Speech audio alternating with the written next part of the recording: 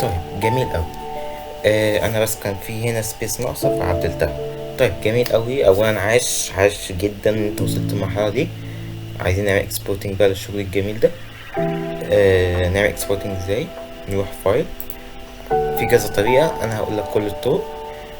سي مثلا احنا عايزين الصورة ده ديزاين بس صورة عادي مانيبيوليشن، فكده كده هنطلعها على شكل صورة.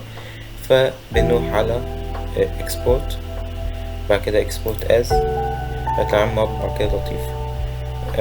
لو حسب الفيرجن بتاعك من 16 لحد 20 بيطلع لك المربع ده. بتختار PNG او JPG او GIF او CFG، هي الصورة فهي PNG يا JPG. طب هنسأل بعدها سؤال، هل الصورة دي في حاجة مفرغة عايزة تطلع مفرغة؟ لا، هي الصورة احنا عاملينها كاملة فاقول لك JPG. طب انت كنت عايزها في حاجة مفرغة مثلا مفرغة فعايزة تفضل مفرغة لوجو مثلا، ساعتها هتبقى PNG. طيب الصورة عايز تحافظ على كواليتيها قوي، PNG برضه، لان PNG معروف ان الكواليتي بتاعها احسن. حتى لو ملاحظ PNG مساحته 1.9 ميجا، JPG مساحته نص ميجا. ف انصح بالJPG، بس لو محتاج كواليتي قوي وعايز تحافظ على الكواليتي، هي كده الكواليتي تبقى حلوه برضه. بس لو خلاص بقى يعني الكواليتي مش عايزها بيرفكت جو فور PNG طبعا. الباقي كله هنسيبه زي ما هو، لان دي مقاسات عادي بتاع ظبطنا من الاول.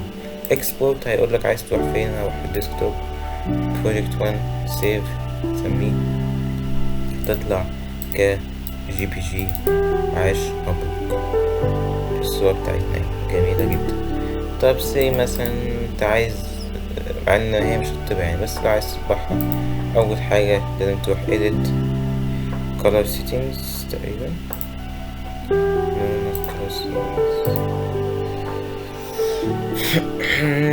ما فيش مشاكل انت تدور يعني، مش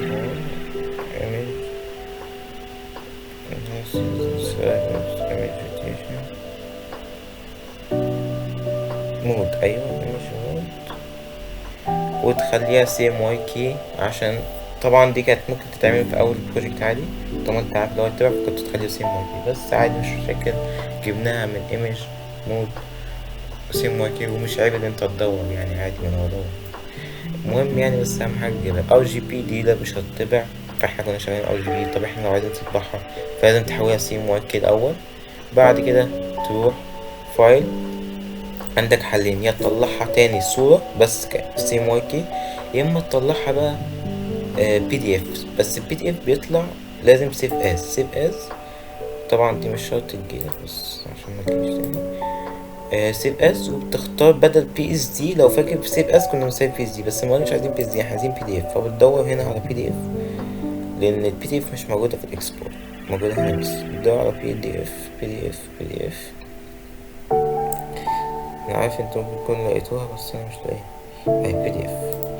وتسميها وتطلعها لك على هيئة PDF CMYK، بتقوله سيف، هيقول لك اوكي. هيجي لك سيتنجز كتير ولعبكة كتير، ولا يهتك حاجة. هتدوس هنا فوق، هتدوس هايست كواليتي، اعلى كواليتي عندك يا معلم، يا اما اقل في سمولست فايل سايز. افرض مثلا انت مش هتعرضها على عميل بس مش هتطبعها، فممكن تعملها سمولست فايل سايز، بحيث ان الفايل ساعتها هيبقى ربع ميجا، حاجة قليلة اوي كده. لكن انت هتطبعها فطبعا جو فور هاي كواليتي، اوتوماتيك بيظبط لك كل السيتنجز اللي انت خايف عليها. تمام. حته صغيره security دي، لو عايز تعمل باسورد ليك بحيث ان PDF اللي يطلع ده محدش يقدر يفتحه الا ما يكتب باسورد الاول، فدي حاجه لذيذه بس مش هنعملها دلوقتي. سيف PDF يس، هيطلع PDF. هو بيعمل سيفنج لسه. PDF بتاعنا بروجكت 1 طبعا عشان هاي كواليتي ممكن يكون 28 ميجا، عشان هو ده هيتبع. لكن لو عملت سمولست فايل سايز هيبقى ربع ميجا مثلا. تعال نجرب سيف از PDF سيف، ماشي اوكي. سمولست بقى المرة دي. بص عايز اوريك بس الفرق هيبقى عامل ازاي. هو سيبه بسرعة اهو، شايف الفرق؟ واو، 46 كيلو بايت، ما جابش ربع ميجا. فما تقلقش يعني، هو الحجم الكبير بس في الطباعة. طيب خلصنا، يعتبر كده خلصنا سيكشن 2.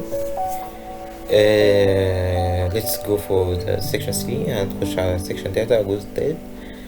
كون انت وصلت هنا عايش بجد للصبح، اظن ان انت حاسس بنفسك حتى ان انت عملت حاجة قوية يعني. فبالتوفيق. تمام، وانا معاكم لحد النهاية، سواء مش هقف لحد الفوتوشوب، في لسه كورسز تانية كتير. فبالتوفيق يا جماعة، واشوفكم في السكشن الجاي او اليوم الجاي.